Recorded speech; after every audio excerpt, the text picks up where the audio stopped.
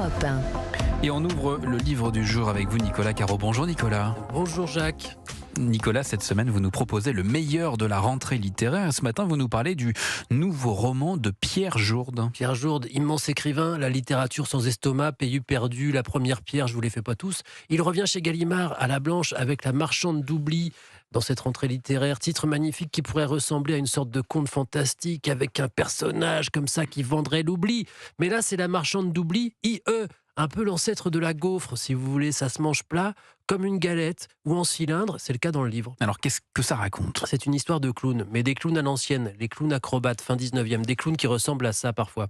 Empaquetés dans un maillot blanc, couvert de crevés rouges, comme autant de plaies, le visage fardé d'une patte livide et barré d'une bouche sanglante qui allait d'une oreille à l'autre, coiffés du chapeau à grelots des fous du Moyen-Âge. Ce sont les jesters. Rien que de les décrire, ils sont terrifiants. Il y a différents types de clowns. Là, c'est l'histoire des frères Elkin, des clowns acrobates et en particulier Alastair Elkin, surnommé Punch depuis toujours. Vous lirez pourquoi. Il y a Talia aussi, la plus jeune sœur, dans le coma pendant 7 ans. Elle est exposée, léthargique, comme la belle endormie au public ébahi. Ce ne sont pas des spectacles comiques. Ah non, pas du tout. À l'époque, ce qui marche, c'est la curiosité, l'inquiétant, le monstre. Ce sont des spectacles quasi horrifiques, pas loin de la folie. Et Pierre Jourde mêle les deux. Charles, un médecin aliéniste, un psychiatre, est tombé amoureux de Talia et rencontre Alastair, sorti d'on ne sait où et qui raconte, on frôle le roman gothique, mais avec son cortège de romanesque, justement, parce que c'est assez rare pour le souligner, c'est un roman romanesque, ample, profond, mais entraînant comme un torrent de freaks, de mystères, de cirque, de jonglerie avec les mots aussi, parce que l'écriture est précise et sonne juste,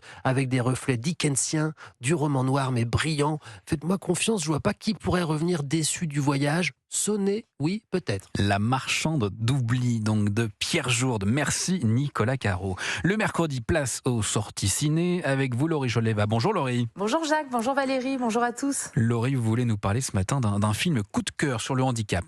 Oui, un premier film en tant que réalisatrice de Joséphine Japy qui s'est inspirée de son enfance aux côtés de sa sœur handicapée. Ça s'appelle Qui brille au combat. Comment ils font tes parents avec ta sœur? Entre eux, ils ont plus de vie, non? Et moi, tu te demandes pas comment je fais? Elle peut mourir d'une seconde à l'autre et on se débrouille avec ça. Chaque jour, c'est un miracle. C'est un vrai coup de cœur. Le film est d'une justesse incroyable, doux, sensible, sincère. Il ne sombre jamais dans le pathos. Il est lumineux, il est plein d'amour. On se rend compte des difficultés dont doit faire preuve cette famille, ce que ça signifie surtout de se construire pour une sœur aux côtés justement d'un enfant handicapé. Le film parle aussi des errances de diagnostic, de vivre dans l'inconnu, d'avoir peur de perdre son enfant à chaque instant. Bref, c'est bouleversant. Au casting, on trouve Mélanie Laurent dans le rôle de cette mère courage qui se bat pour sa fille. Et puis 2 actrices que j'aime beaucoup, Angelina Warrett qui incarne justement Joséphine Japy et Sarah Pachou, prénommée au César, qui joue Bertie, sa sœur handicapée. Et il y a Hugh Jackman qui pousse la chansonnette.